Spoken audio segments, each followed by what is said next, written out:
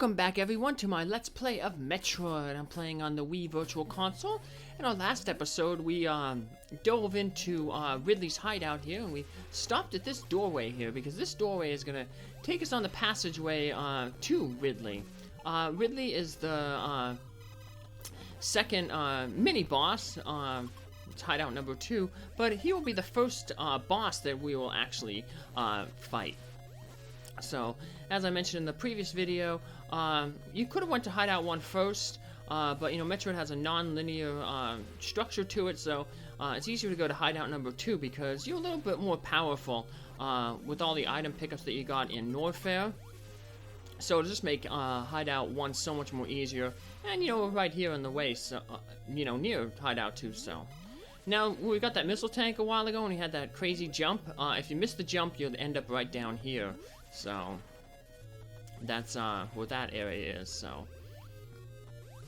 Got these, like, weird pumpkin little thingies here going on the ground.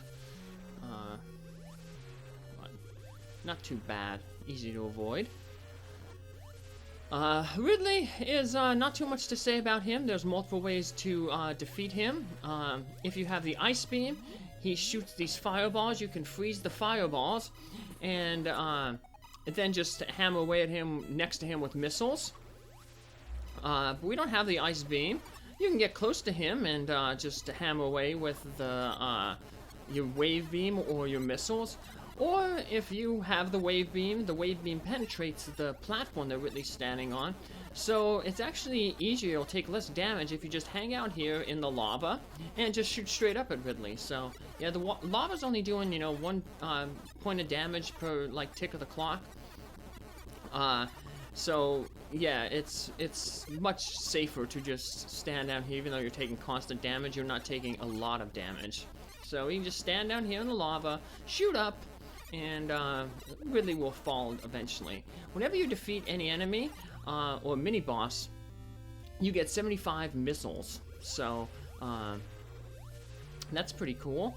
And we're going to use a bunch of those missiles to knock down this door. It's actually like a purple door. It actually takes 10 missiles to destroy. And I wasn't too worried about all the damage I'd take when fighting Ridley, because right over here to the room to the left of Ridley, we have our 5th energy tank. That's going to fill up all our energy tanks and just get us prepared to head on back out. So, I'm not going to do a death warp like The Legend of Zelda. This game has an up and A trick on controller number 2. Pause the game and then press up and A on controller 2, and it takes you to the password screen. And then if you do that, we just warp to the entrance to the hideout, to the elevator, take the elevator up, do the death warp again, the password warp, and you can end up at the entrance to Norfair, which is kind of where we want to go. We want to go near the entrance of Norfair, not entirely to the entrance of Norfair. That's a quick way to get out of here, but we're not really playing for time. We're just going to try to do like 100% deathless playthrough, so I'm not going to abuse that password system or that, you know, up and A reset. So now it's just backtracking. Like I said in the previous video, Ridley's lair is kind of circular, so we're just gonna head over to the vertical room over here, head up, and then once we head up, we'll end up taking a passageway to the left, and that'll take us back to the beginning. So we got to the elevator, we went left, and now we're going to get to the elevator from the right. So we just head on up. And speaking of heading on up, once we get into Norfair, we're going to go to that very large vertical room in Norfair, and we're going to head to complete Upper Norfair. And Upper Norfair just has a whole bunch of missile tanks and the ice beam. So a second ice beam pickup. So we're going to want that second ice beam because we're going to need it when we fight the Metroids eventually at the end of the game. We just do some little platforming here, being careful to, you know, make sure we don't land in the lava, because the platforms are pretty raised up pretty high, so it might be tough to get, even with the high jump boots, to get out of the lava. You might have to walk over to that small little platform there. It's only 2 tiles above the lava. Here we are, back in the elevator to Norfair. And it's time for us to head on over to Upper Norfair. There's a ripper that was actually be able to be destroyed by the screw attack, so. More Garudas? I want to keep saying Garuda. That's like the one legendary bird from some mythology. And we just keep heading over. We have a long climb ahead of us, but we got the high jump boots to help us out, so it's not that bad. We have plenty of energy, so much more than when we first got here in the Norfair. We only had 2 energy tanks, so, and just only 40 missiles, so, or 20 missiles. Yeah, we only had 4 missile packs, so you can just see how much more powerful we are, and that power is going to make the first hideout, Hideout 1, where Kraid is, pretty easy, so. Poor Kraid, he doesn't get much love. Everyone seems to love Ridley because he's a big dragon, so. I don't think there was any big petition to get Kraid into, like, Smash Brothers or. But, yeah. And they have a whole bunch of, like, optional bosses, like they did a remake of Metroid 2 in 2017. And they added the optional boss Ridley into that, so because he's just, I guess, so popular. But I don't know. Never had an affinity for any of the bosses really. So, like I said, but I'm not really the biggest Metroid fan. I mean, I like the first game and I like the second game, but then I got, into the third game. It was a little, too hard, and it just didn't suit me, I guess. So, not saying it's a bad game. It's often referred to as one of the best games of all time, but different strokes for different folks. To rule the world. So we have quite a few missile packs here. We have, I believe, 5 overall, and they're all kind of lined up, one right after another. So, the only reason I didn't get these earlier is because with the screw attack, missiles aren't that really important, and we would have had to come back this way anyway to get the ice beam later on. So yeah, it's just easier to save it for now. That way we can show off, I wanted to show off what the wave beam looked like. So look at that screw attack taking out all those enemies all at once. Woohoo! And this is going to be a weird. I think it's the only time actually in the game when you do this, when we actually will approach an item pickup room from the right.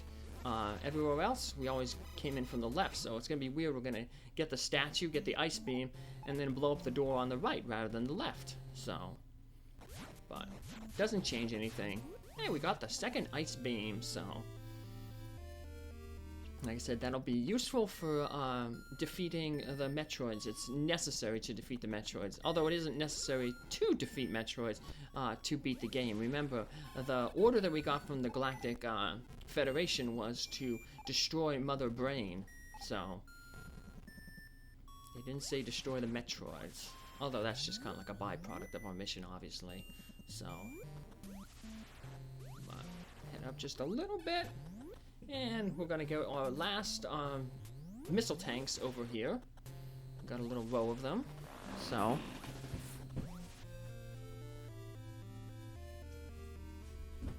quite a few in a row here. So yeah, they're really packed densely in this area. So gotta step away there for a quick second. The dog, Spartacus, is whining. He wants to be on the camera, or he wants to be on the microphone. He doesn't add much to the commentary. He would just growl. Yeah. He's been growling a lot these past few days because it's been thunderstorming where I'm at. He doesn't like the thunderstorms. He just stares out the window and barks at the thunder. So, tried getting him one of those thunder shirts, but it didn't work. So, at least he no longer hides from the rain. He just, like I said, he barks at the thunder if it pops up too loud. So. But yeah, he's a good dog. So he's a rescue dog too. So if you're looking for a good animal companion out there, hey, check out your local rescue. There's plenty of dogs and animals out there that, you know, definitely need help. You know, Princess Sarissa, who plays the video games, she just finished the Final Fantasy IV Job Fiesta for the 2nd year in a row. She's a rescue rat too, so she's from a rescue, so gotta adopt, don't shop, so. But you won't get any Metroids though from a shelter, so that would be really weird. But what's not weird is returning back to Brinstar. And Hideout 1 is going to be pretty much right by the beginning of the game. In the second room in the game, there's that little, small little bridge. It was just a 1 tile wide room, one screen wide room. And there was a little bridge there, and it was composed of these bombable blocks. Now that we have, well, ever since we got bombs, we would be able to enter Hideout number 1. So we just have to end up bombing one of those things, and we be able to head down. Now that little zoomer thing there, that little bug that was flying across the screen, it's not a zoomer. The zoomers are the little things that crawl on the floor there. That bug, if it goes through the doorway, even though it's no longer on the screen, it kind of hangs out in the doorway, so if you walk through the door, it will actually hurt you. So that's why I wanted to freeze it and take care of it before I went through that door. I didn't want to take any extra damage. So, not that damage is all that important now because we have, you know, we have so many hit points. So, thanks to the 5 energy tanks. So, now there was a 6th energy tank coming up very shortly, but I'm actually going to skip it because I want to save it for our return trip.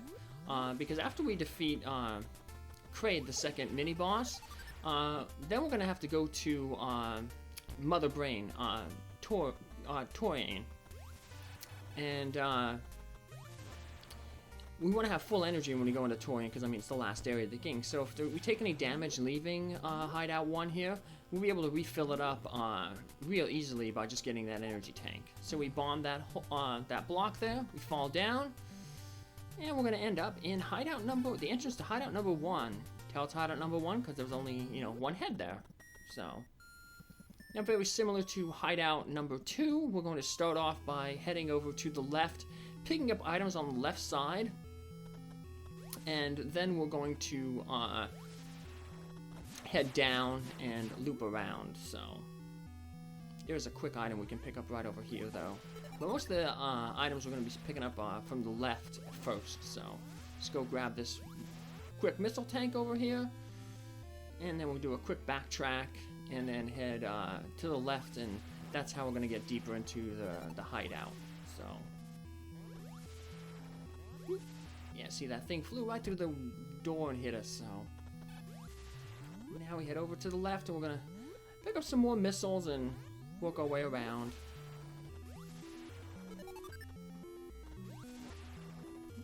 That missile. These pipes that constantly spawn those flying enemies. One way you can fill up, if you're looking to like fill up your energy or missiles, is you can get on top of them and lay a bomb, and the bomb will be strong enough to take out the enemy. And what happens then is you land basically on whatever item the enemy drops, and then just keep planting bombs, and you'll just keep. It'll take time, but eventually you'll fill up your missiles and your energy that way. But we're doing good on missiles and energy, so not much of a problem. We're gonna fall down. Thankfully, we don't take fall damage. And we're gonna head into this area here, and it's gonna be similar to the block zone in Ridley's lair, where there's going to be some passages where we can drop down. But we'll do that. We're gonna head over this way here first. Get another item. Get some more missiles.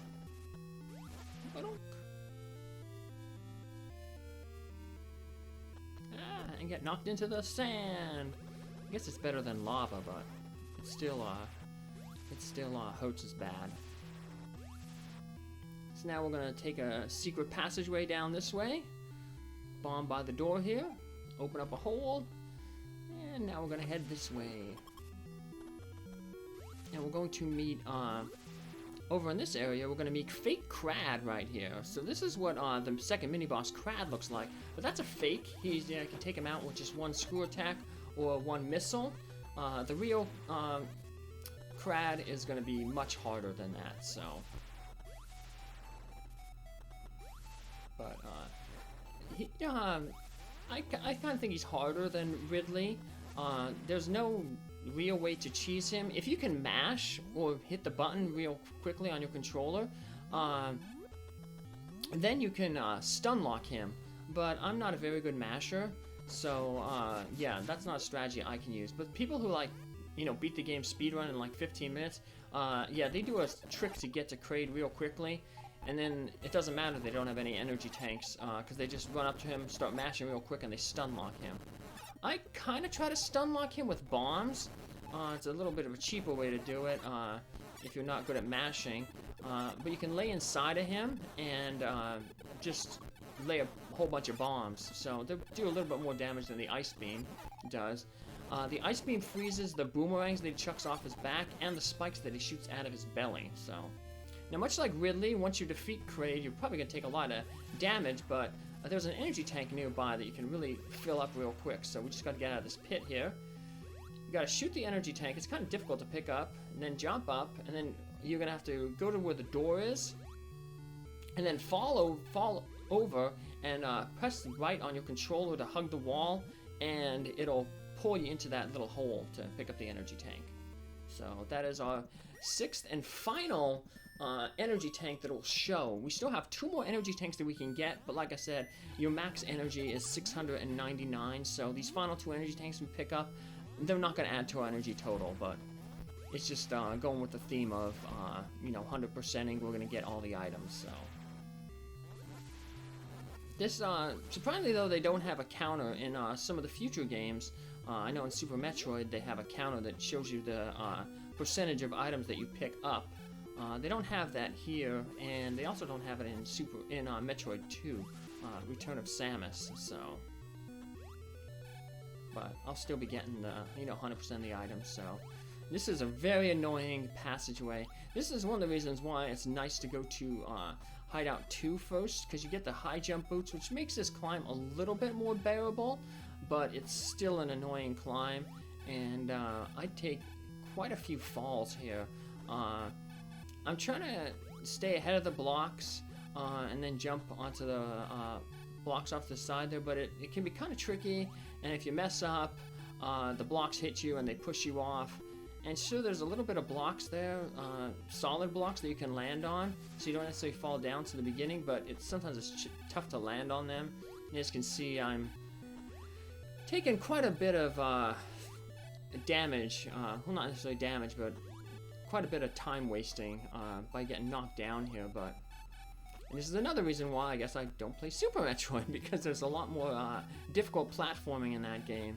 Of course, there's a lot more tricks that you can learn to navigate those difficult platforming, but I have never been able to learn them. So, and that was the worst, when you get knocked over to the right as opposed to the left, because there are no safety blocks on the right there. So, don't worry, I will make it up here. So, although this was really frustrating, I was like, ah. This is where it would be nice if you had that, up an A trick, but if we did that, though, we wouldn't be able to get another energy tank up here, and another missile tank, so yeah, we're still short a missile tank and an energy tank, so 2 energy tanks, actually, but we know where that one is. It's on the way to this hideout, and we fall down again, so yes, I apologize, but I think this is just a good show why I am not a Super Metroid player. Although there are quite a few people, to see the people who are good at that game play it, it's very, amazing to watch them. The skill that it takes to, be good at that game, so. But that is not me, so. Yeah, I'm more interested in, exploration of games and the slower paced games, so. That's why most of the games you'll see on, this channel here are, like role-playing RPG type games. So they're more about, the exploration, puzzle solving, talking with people, as opposed to, being, dexterous with your fingers and be able to do a lot of inputs. So, but so close so many times. Now, can you imagine how bad it would be without the high jump boots? So, yeah, it just seems the blocks, they tend to appear differently up here. I just keep getting messed up. But, whew, finally. Unfortunately, this is not the room that's going to take us to the end. We have a little bit more of a climb to go, but we did want to come this way because we wanted to pick up our last missile tank. And we maxed out at 255 common number because it's the amount of information in, I think, a bit. So 256 values. So 0 through 255. So see a lot of old games like this, max number is 255. See in like games like Final Fantasy 2 or 4 for the Super Nintendo that your max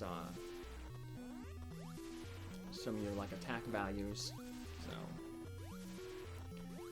but we still have a little bit of a climb here to go, and we also got another energy tank which will fill up all that energy that we lost from just from those blocks that reappeared. Now we got a really tricky jump here. We want to fall down and then hug the right. And we're going to end up on a little platform down there.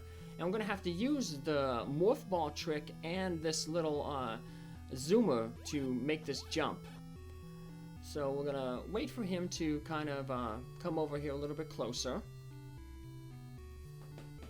And it's really, really tricky. But if you can do this jump, you save a lot of time. So we're going to roll off of him, unmorph, and then jump. And then from there we can just do a high jump over here. And we successfully navigated probably the trickiest jump in the game. So, otherwise you're going to have to fall all the way down to the bottom, go through a door on the left, and make your way up a large vertical shaft. So, we head over this way, and we're going to get our 7th energy tank. Like I said, it won't appear as a little block up there where our other energy tanks are, but it will fill up all the blocks and get us back to 699. Ooh, we missed the bomb there. We could have bombed, and if we would have made that jump, we could have rolled off to the right of the platform, but we didn't, so we'll just have to go the long way. So, this way is a little too high to jump up, so we're going to have to try to use that little bomb trick, but it isn't really working for me, so, and neither did that, so we'll just take the long way around.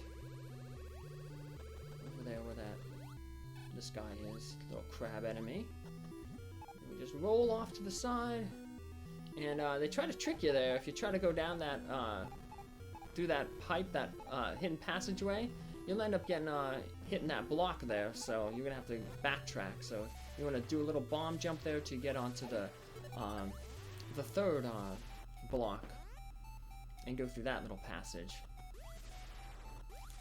That about wraps up this episode. We've defeated both of Mother Brain's 2 henchmen, and now we're ready to head to Mother Brain's area herself in Tourian. So that's what we'll pick up next episode. Bye!